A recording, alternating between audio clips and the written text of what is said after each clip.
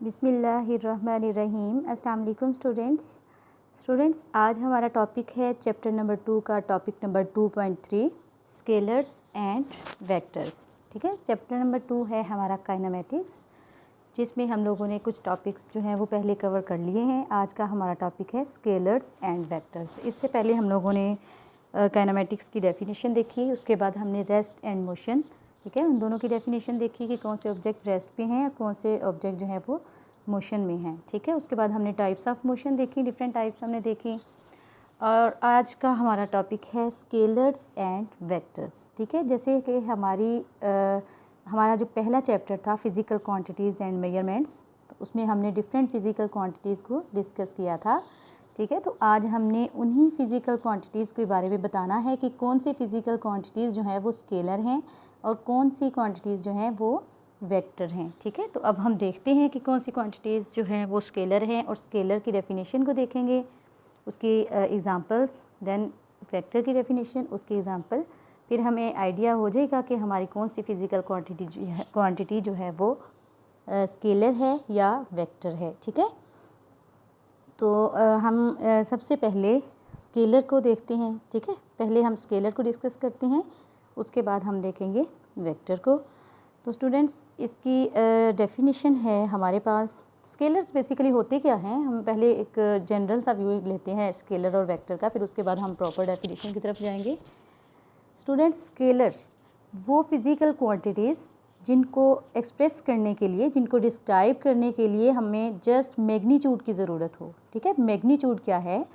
Magnitude हमारे पास होती है न्यूमेरिकल वैल्यू। ठीक है, कोई भी हम उसकी न्यूमेरिकल वैल्यू बताते हैं उसके स्पेसिफिक यूनिट के साथ, तो हम कहते हैं हमने उसका क्या बता दिया है, मैग्नीट्यूड।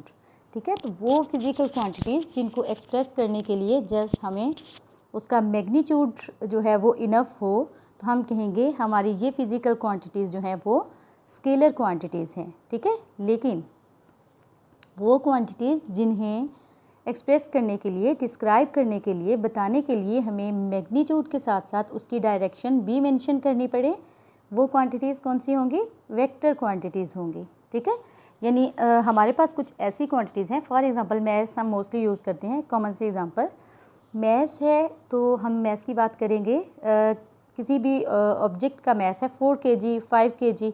ठीक है, तो जब मैं कहूँगी 4 kg, तो इससे मुझे पता चल जाएगा कि इसका मैग्नीट्यूड कितना है, 4 kg। ठीक है, तो मतलब मुझे इस क्वांटिटी के बारे में इंफॉर्मेशन मिल गई। ठीक है, अब मैं बता सकती हूँ कि ये 4 kg लिखा हुआ है, तो ये कौन सी क्वांटिटी की बात की जा रही है।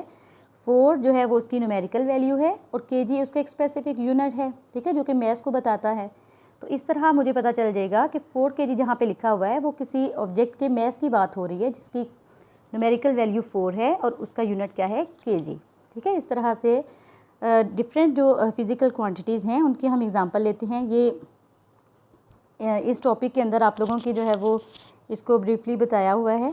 सबसे पहले है इसकी डेफिनेशन। ठीक है, ये बॉक्स के अंदर डेफिनेशन है। A scalar quantity is described completely bye its magnitude only. ठीक है, जस्ट हमें उसको डिस्क्राइब करने के लिए मैग्नीट्यूड की ज़रूरत हो तो वो क्वांटिटी क्या होगी, स्केलर क्वांटिटी होगी। और मैग्नीट्यूड क्या है? मैग्नीट्यूड है हमारे पास न्यूमेरिकल वैल्यू और उसके साथ उसका अप्रोप्रिएट यूनिट। ठीक है, उसकी डेफिनेशन भी यहाँ पे मैंने मार्क की हुई है। आप लोग इसकी स्केलर की डेफिनेशन, ये जो मैंने येलो कलर का जो अंडरलाइन की है 2 लाइंस, ये भी आप लिख सकते हो और ये बॉक्स के अंदर जो नीचे लिखी हुई है ये भी लिख सकते हो। ठीक है, स्केलर्स की definition, physical quantity which can be completely describe by its magnitude is called a scalar. ठीक है, ये बॉक्स के अंदर जो लिखी हुई है वो सिमिलर है, वो ऊपर वाली भी। आगे जो मैंने ब्लू अंडरलाइन की है ये है मैग्नीट्यूड की definition. The magnitude of a quantity means it's numerical value with an appropriate unit. ठीक है, एक मैग्नीट्यूड क्या है, न्यूमेरिकल वैल्यू और उसके साथ उसका अप्रोप्रिएट यूनिट। ये है डेफिनेशन हमारे पास मैग्नीट्यूड की। आगे एग्जांपल को मैंने रेड कलर से जो है अंडरलाइन किया है, इसकी एग्जांपल्स हैं स्केलर की। स्केलर की एग्जांपल में है लेंथ, मैस, लेंथ मैस यानी 4 kg उसका न्यूमेरिकल वैल्यू और kg उसका यूनिट। लेंथ है यानी हम कोई भी लेंथ बताना चाह रहे हैं, कोई मैं कहती हूँ 40 मीटर, 40 उसकी न्यूमेरिकल वैल्यू होगी और मीटर क्या है, उसका यूनिट है। तो इससे मुझे आइडिया हो जाएगा कि जहाँ पे 40 मीटर लिखा हुआ है वहाँ से मुझे इस चीज़ का अंदाज़ा हो जाएगा कि ये किसी लेंथ की बात कर रहे हैं। ठीक है, टाइम है तो उसके साथ भी हम उसकी न्यूमेरिकल वैल्यू के साथ जब उसका यूनिट बता देते हैं तो कम्प्लीटली हम इसको डिस्क्राइब कर देते हैं। यानी मैं कहती हूँ 4:50, यानी मैं कहती हूँ 4:50 हुए हैं। ठीक है, इससे मतलब मुझे आइडिया हो जाएगा कि टाइम बताया जा रहा है, उसकी बताई जा रही है वैल्यू, साथ में उसका यूनिट सेकंड या मिनट्स बताया जा रहा है। ठीक है, इसी तरह से है speed, volume, work and energy. तो इनके साथ भी इसकी न्यूमेरिकल वैल्यू और यूनिट बता देंगे तो ये कम्प्लीटली डिस्क्राइब हो जाएंगी, हमें इसकी चीज़ का आइडिया हो जाएगा कि ये हम किस फिज़िकल क्वांटिटी की बात कर रहे हैं। ठीक है, तो स्टूडेंट्स इसमें आपने इसको लिखना कैसे है, ये शॉर्ट क्वेश्चन में ही मोस्टली आता है। अगर क्वेश्चन आपको आता है तो ये शॉर्ट क्वेश्चन में आएगा। आपने इसकी डेफिनेशन लिखनी है। ठीक है, ये बॉक्स वाली लिख लो या जो येलो कलर की मैंने अंडरलाइन की है वो भी लिख सकते हो।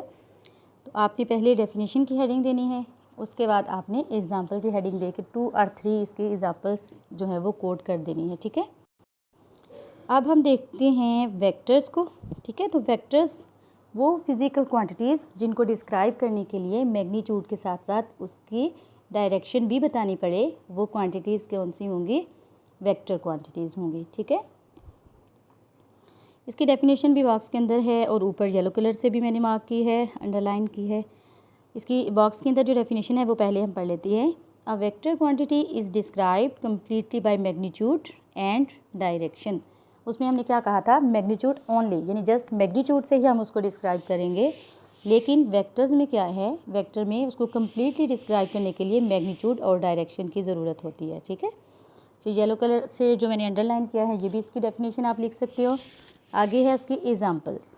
ठीक है, examples of vectors are velocity, velocity है तो हम इसका यूनिट है मीटर पर सेकेंड। ठीक है, लेकिन वेलोसिटी को डिस्क्राइब करने के लिए इसका मैग्नीट्यूड यानी इसकी numerical value plus unit enough नहीं होगा, बल्कि हमें इसके साथ इसकी डायरेक्शन भी बतानी पड़ेगी कि किस डायरेक्शन में जो है वो ऑब्जेक्ट मूव कर रहा है। ठीक है, इसी तरह डिस्प्लेसमेंट है, तो डिस्प्लेसमेंट को भी बताने के लिए हम डिस्टेंस जो है ना, डिस्टेंस को हम बताएंगे तो हम कहेंगे 40 मीटर डिस्टेंस। ठीक है, 40 मीटर डिस्टेंस, तो इससे कंप्लीट हमें इंफॉर्मेशन मिल जाएगी कि 40 उसकी न्यूमेरिकल वैल्यू और मीटर उसका डिस्टेंस। लेकिन डिस्प्लेसमेंट क्या है, एक वेक्टर क्वांटिटी है, इसको डिस्क्राइब करने के लिए इसके मैग्नीट्यूड के साथ साथ हमें इसकी डायरेक्शन भी बतानी पड़ेगी। ठीक है स्टूडेंट्स, फोर्स है, मोमेंटम, टॉर्क, ये सब क्या हैं, वेक्टर क्वांटिटीज़ हैं जिनको डिस्क्राइब करने के लिए मैग्नीट्यूड प्लस डायरेक्शन रिक्वायर्ड है। ठीक है, अब आगे और एग्जांपल हैं जो रेड कलर से भी मैंने अंडरलाइन की हैं। For example, distance of a place from reference point is insufficient to locate the place. कह रहे कि हम अगर हम किसी जो है वो किसी भी प्लेस को लोकेट करना चाह रहे हैं, हम किसी भी जगह को, फॉर एग्जांपल मैं अपने घर से स्कूल का बताना चाह रही हूँ कि मेरे घर से स्कूल का डिस्टेंस कितना है। ठीक है, मैं कहती हूँ मेरे घर से स्कूल का डिस्टेंस है 2 किलोमीटर। ठीक है, 2 किलोमीटर आलमोस्ट। तो ये इनफ नहीं होगा, ये इन्फॉर्मेशन इनफ नहीं है, क्योंकि जिसको मैं बता रही हूँ उसे इस चीज़ का आइडिया नहीं होगा कि मेरे घर से स्कूल का जो डिस्टेंस है वो 2 किलोमीटर तो है, इतनी इन्फॉर्मेशन तो उसे मिल गई, लेकिन किस डायरेक्शन में है। अब मैं कहूँ कि आपने मेरे घर से 2 किलोमीटर डिस्टेंस जो है वो आपने कवर करना है तो मेरा स्कूल आ जाएगा, लेकिन अब उस पर्सन को ये नहीं पता कि मैं किस डायरेक्शन में जाऊँगा तो अब स्कूल पहुँच सकूँगा। ठीक है, तो फिर मुझे इसके साथ साथ इसकी डायरेक्शन भी बतानी पड़ेगी कि मेरे घर से 2 किलोमीटर टूवर्ड्स साउथ या टूवर्ड्स ईस्ट, कोई भी डायरेक्शन मैं बताऊंगी उसे, मतलब जिस डायरेक्शन में उसको भेजना चाह रही हूँ, तो फिर उसे इस चीज़ का आइडिया होगा कि मेरे घर से 2 किलोमीटर साउथ की तरफ जाऊँगी या ईस्ट वेस्ट, जो भी मैं उसे डायरेक्शन बताऊँगी तो इतना डिस्टेंस कवर करेगा तो वो मेरे स्कूल तक पहुँच जाएगा। ठीक है, तो ये इसलिए कुछ क्वांटिटीज़ जो फिज़िकल क्वांटिटीज़ हैं उनको कम्प्लीटली डिस्क्राइब करने के लिए उनके मैग्नीट्यूड के साथ साथ उसकी डायरेक्शन भी रिक्वायर्ड होती है।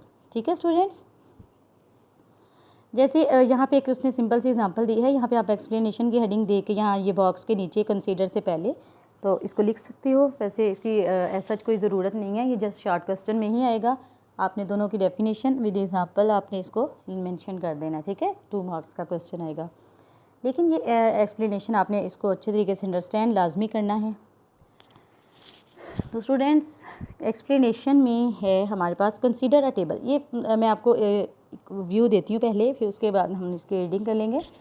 ये टेबल हैं, दो टेबल बने हुए हैं ए और बी, ठीक है। ऊपर वाला जो टेबल है उसमें दो फोर्सेस एक्ट कर रही हैं, F1 और F2, ठीक है।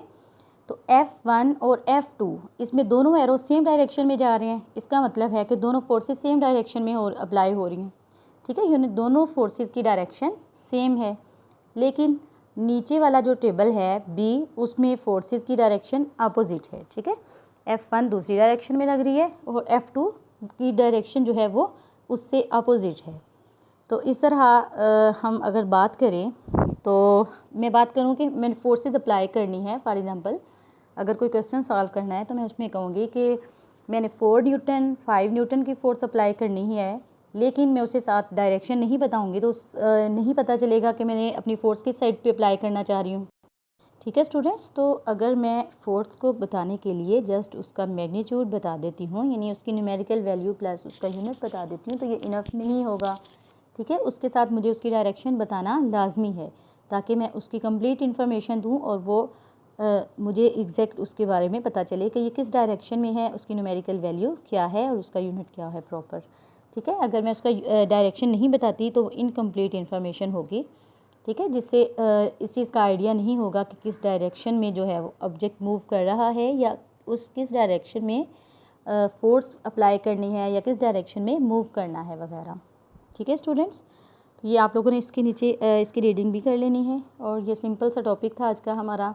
आप लोगों ने डिफरेंट फ़िज़िकल क्वांटिटीज़ और भी ढूंढनी है जिसमें आप लोगों को पता चलेगा कि कौन सी क्वांटिटीज़ जो हैं वो स्केलर हैं, कौन सी क्वांटिटीज़ हैं वेक्टर, ठीक है स्टूडेंट्स। ओके, अल्लाह हाफिज़।